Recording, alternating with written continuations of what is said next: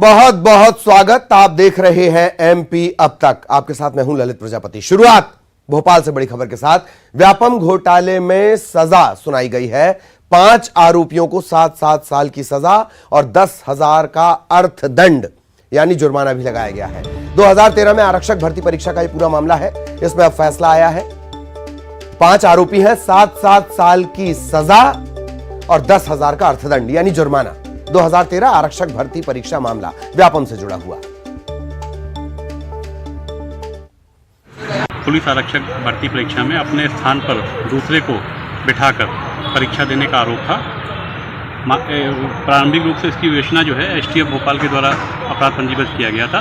इसके पश्चात माननीय उच्चतम न्यायालय के निर्णय के बाद इसकी अग्रिम विवेचना सीबीआई को सौंपी गई थी, जिसने अपनी विवेचना पूर्ण करके अभियोग पत्र न्यायालय में प्रस्तुत किया था। धारा 419, 420, 467, 468, 471 इन सभी के साथ धारा 120B में सजा सुनाई गई। और इसके अलावा जो है मध्य प्रदेश मान्यता प्राप्त परीक्षा अधिनियम की धारा 3/4 के अंतर्गत सजा सुनाई गई है। कुल मिला के अगर देखा जाए तो 7 साल की अधिकतम सजा सुनाई गई है और 10,000 रुपये का प्रत्येक व्यक्ति पे जुर्माना चाहिए। सीएम शिवराज सिंह चौहान ने बुदनी से प्रदेश को बड़ी सौगात दी। यहां सीएम ने औद्योगिक क्लस्टर का लोकार्पण और शिलान्यास किया। कार्यक्रम में 1 साल में 1 लाख लोगों को सरकारी नौकरी देने का ऐलान उन्होंने किया है।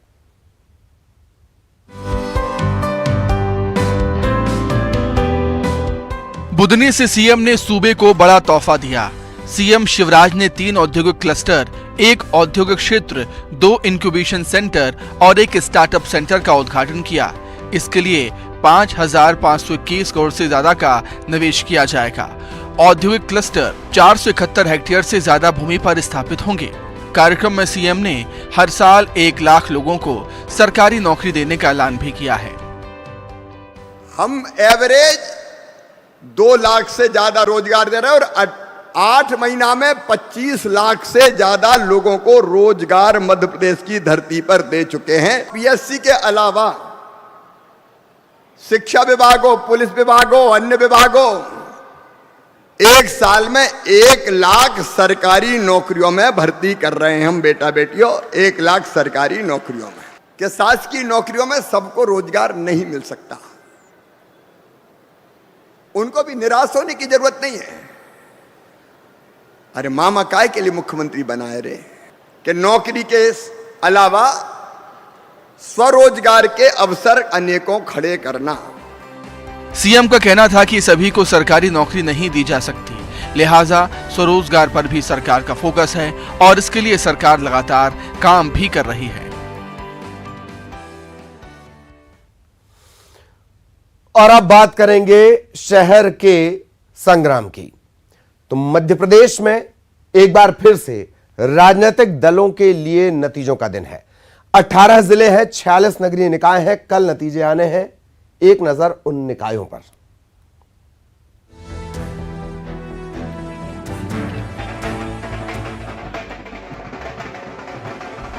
दो 2023 के सियासी महायुद्ध से पहले 18 जिलों के 46 नगरीय निकायों के कल नतीजे आएंगे। इन निकायों में 17 नगर पालिका और 29 नगर परिषद शामिल हैं। एक नजर उन 17 नगर पालिकाओं की सूची पर जहां के नतीजे आने हैं। नगर पालिका झाबुआ के 18 वार्डों के नतीजे आएंगे।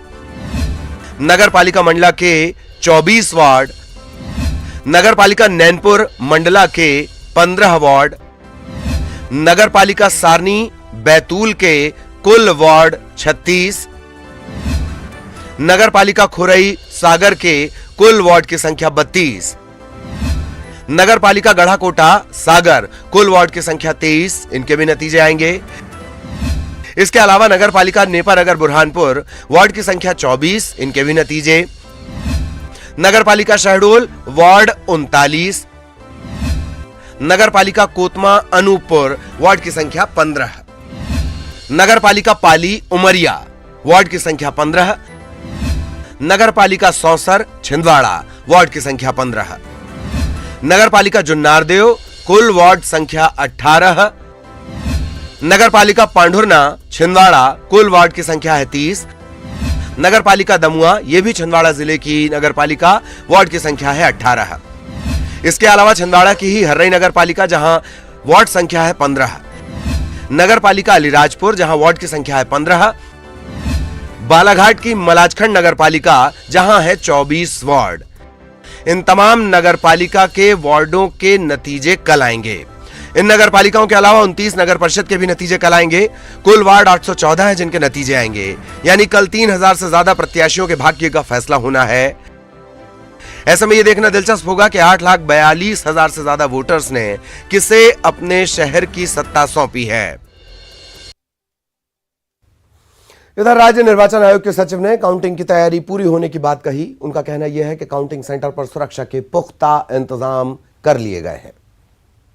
इस नगरीय निकाय हैं तो इनकी मतगणना कल सुबह है और तैयारियां पूरी हैं। कर्मचारियों के प्रशिक्षण हो चुके हैं। जो मतगणना हॉल हैं उनकी तैयारियां हैं और सभी तरीके से 9 बजे से प्रारंभ होंगे। पहले डाक मतपत्र जहां डाले गए होंगे, यद्यपि अधिकांश नगरीय निकाय में कर्मचारी बाहर के लगे हैं नगरीय क्षेत्र से, तो डाक मतपत्रों की संख्या बहुत कम होगी। जो EDC, Edson duty ballot EDB कहते हैं, वो कम होंगी। और कुछ निकाय जैसे हमारे जो नगर पंचायतें हैं, छोटे निकाय हैं, नगर परिषदें हैं, वहाँ तो मतदान केंद्र 15 हैं या 20 हैं, तो 1 या 2 राउंडों में वो समाप्त हो जाएगी। तो हमको ऐसा लगता है कि जो प्रथम परिणाम हैं औपचारिक रूप से वो 11 बजे तक आ जाने चाहिए और बहुत ही जल्दी ये मतगणना समाप्त होगी। इधर कांग्रेस अध्यक्ष पद को लेकर सियासी घटनाक्रम दिलचस्प हो चला है। हालांकि दिग्विजय सिंह ने नॉमिनेशन फॉर्म लिया है, कल वो नॉमिनेशन फाइल करेंगे। दिग्विजय के रेस में आने पर सियासी बयानबाजी उनकी रेस से ज्यादा तेज चल रही है।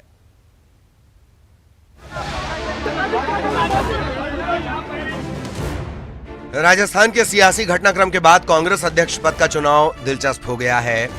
दिग्विजय सिंह ने नामांकन फॉर्म लिया, कल वो अपना पर्चा दाखिल करेंगे। वहीं एमपी के 11 विधायक प्रस्तावक बनेंगे। मैं आज अपना नामांकन फॉर्म लेने आया हूं और संभवतः कल भरूंगा। उधर एमपी कांग्रेस के ज्यादातर नेताओं ने दिग्विजय सिंह के अध्यक्ष पद के लिए नॉमिनेशन का स्वागत किया, लेकिन सज्जन सिंह वर्मा ने राहुल गांधी की ही वकालत की है। राष्ट्रीय अध्यक्ष एक सबसे पुरानी पार्टी कांग्रेस का कौन हो, कौन उपयुक्त है, इसका मापदंड तो हाईकमान के पास है। उसकी कसौटियां भी उन्होंने ही तय की है। लेकिन सज्जन वर्मा और एक कांग्रेस के छोटे से कार्यकर्ता का आज भी मानना ये है कि बदली हुई वर्तमान राजनीतिक परिस्थितियों में राहुल गांधी ही इतनी बड़ी पार्टी के अध्यक्ष का पद संभाल सकते हैं।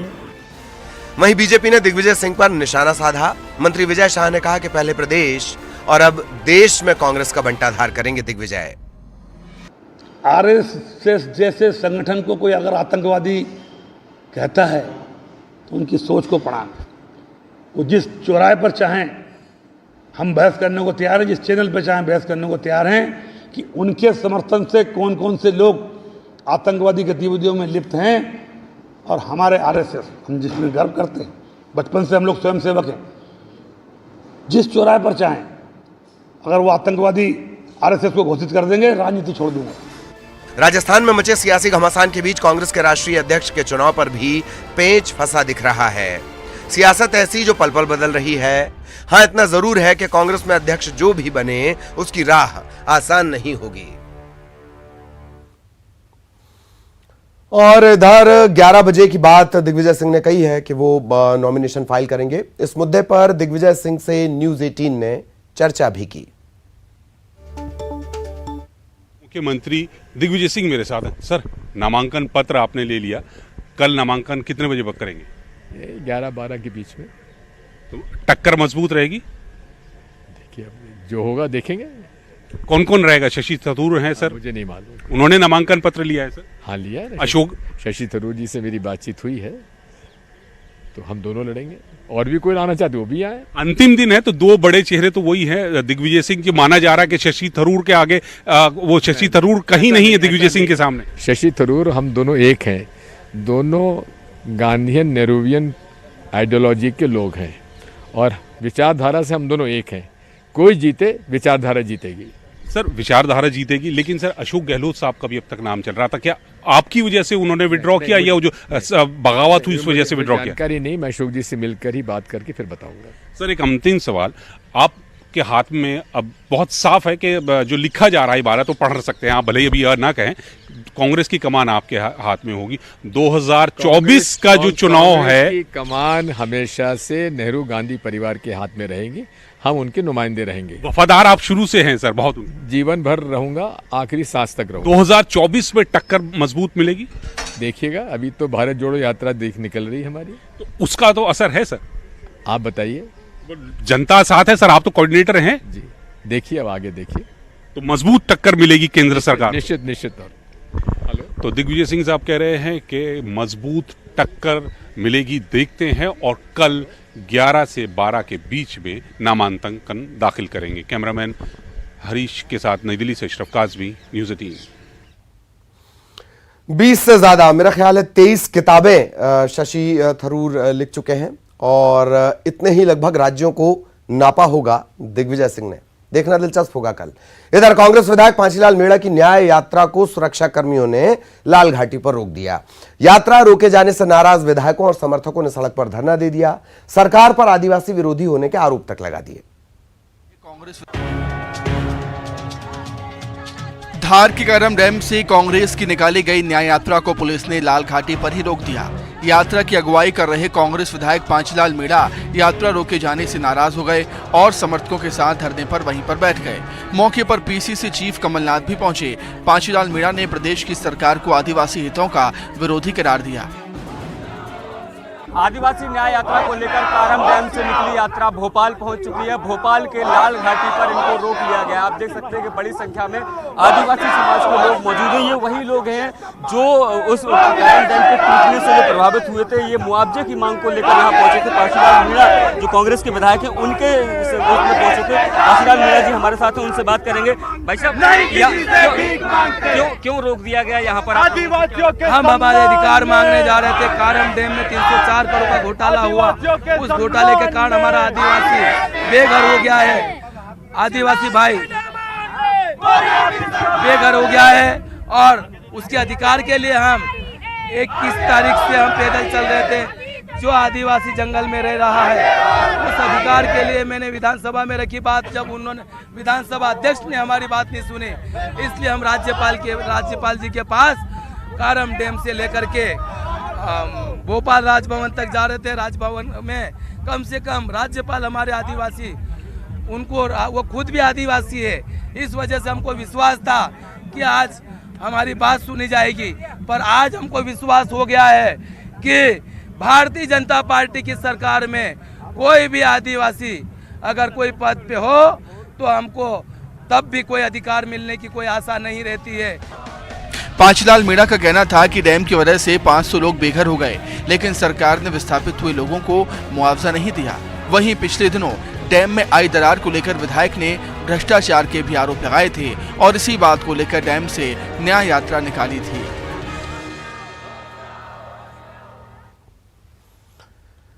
इधर शाजापुर में आज कांग्रेस ने किसान जनाक्रोश रैली का आयोजन किया। इसमें प्रदेश के पूर्व मंत्री जयवर्धन सिंह और हुकुम सिंह कराड़ा ने शिरकत की। रैली को संबोधित करते हुए जयवर्धन सिंह ने केंद्र और राज्य सरकार पर जमकर निशाना साधा।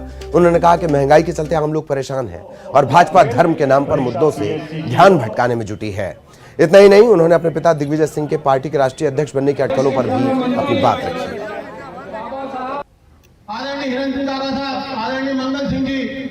आज हमारे बीच में किसानों के शाजापुर में हमारे लोकप्रिय नेता और पूर्व मंत्री आदरणीय हुकुम सिंह जी के द्वारा जो यहाँ पे धरना प्रदर्शन हुआ है, इसमें जैसा कि आप सब जानते हैं कि आज भाजपा के राज में हमारे किसान भाई परेशान हैं। यहाँ तक कि एक तरफ देश में घोषणा होती है कि सोयाबीन का MSP 4200 रुपये है, लेकिन वास्तव में आज भी किसान सोयाबीन को बेच रहा है कहीं 3000 रुपये, कहीं 3200 रुपये। किसान परेशान है महंगाई से। NIA के छापे में पकड़े गए PFI के सदस्य से अहम जानकारियां मिल रही हैं। MP, ATS, उज्जैन और इंदौर से पकड़े गए लोगों से लगातार पूछताछ कर रही है। बताया जा रहा है कि कट्टरपंथी विचारधारा के प्रचार प्रसार के लिए सोशल मीडिया बतौर प्लेटफॉर्म इस्तेमाल किया जा रहा था।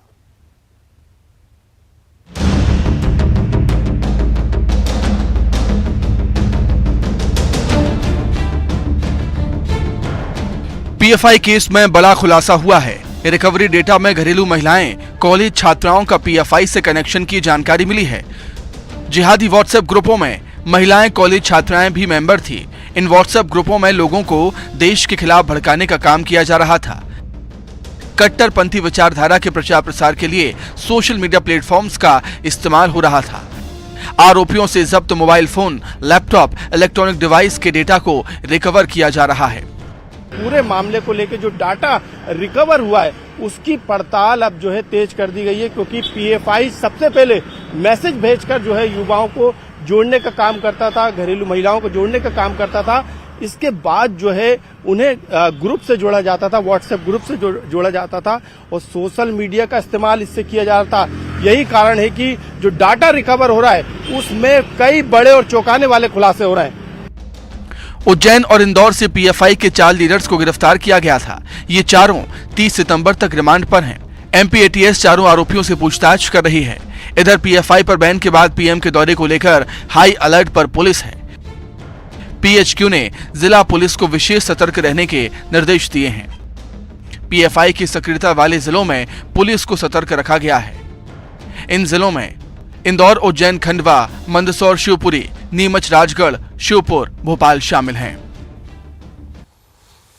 इधर ग्वालियर के जीवाजी विश्वविद्यालय में बीएससी परीक्षा में फेल हुए छात्रों के समर्थन में विरोध प्रदर्शन कर रहे एक छात्र नेता ने खुद पर पेट्रोल डालकर आत्मदाह की कोशिश की। हैरान करने वाली बात यह है कि यूनिवर्सिटी के परीक्षा नियंत्रक के कक्ष में छात्र ने पेट्रोल डालकर खुदकुशी की कोशिश की। वहां मौजूद सहयोगियों ने उसे पकड़ लिया। घटना के बाद विश्वविद्यालय प्रशासन ने फेल हुए छात्रों के मामले की जांच कराने की बात कही।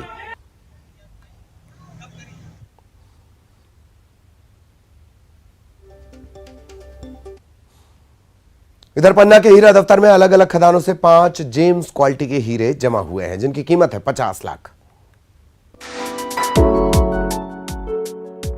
चमकते इन पत्थरों को गौर से देखिए, दरअसल ये हीरे हैं अनकट। पन्ना के हीरा दफ्तर में अलग अलग जेम्स क्वालिटी के 5 हीरे पहुंचे हैं। इनका वजन 18 कैरेट 82 सेंट है और अनुमानित कीमत करीब 50 लाख आंकी जा रही है। 4 हीरे कृष्णा कल्याणपुर पट्टी और 1 हीरा जरुआपुर की निजी जमीन से मिला। कार्यालय में 5 हीरे प्राप्त हुए हैं, जिसमें 4 हीरा पट्टी क्षेत्र से प्राप्त हुए हैं, जिनका वजन 681, 432, 228 और 1 कैरेट 77 सेंट है। 1 हीरा जरुआपुर से प्राप्त हुआ, जिनका वजन 3 कैरेट 64 सेंट है। कुल मिला के 5 हीरे 18 कैरेट 82 सेंट जिनका वजन है। आने वाली नीलामी में उनको रखा जाएगा और रेट पे उचित मिलाने पर इसको बेचा जाएगा। कैसे हीरे हैं ये सभी हीरे उज्ज्वल किस्म के हैं और अच्छी कीमत पे बिकेंगे, जिससे रॉयल्टी शासन को प्राप्त होगी। 18 अक्टूबर को इन हीरों को नीलामी के लिए रखा जाएगा। जाहिर है इसके बाद हीरों के मालिकों की किस्मत चमक जाएगी। खरगोन में नवरात्र के चौथे दिन कसरावत से नर्मदा तट स्थित शैलीवाहन मंदिर तक भव्य चुनरी कलश यात्रा निकाली गई। महामारी के बाद 2 साल बाद ये यात्रा निकाली गई। हजारों की संख्या में भक्त उमड़े। पूर्व केंद्रीय मंत्री अरुण यादव, कसरावत विधायक सचिन यादव और हजारों महिलाएं इसमें शामिल हैं।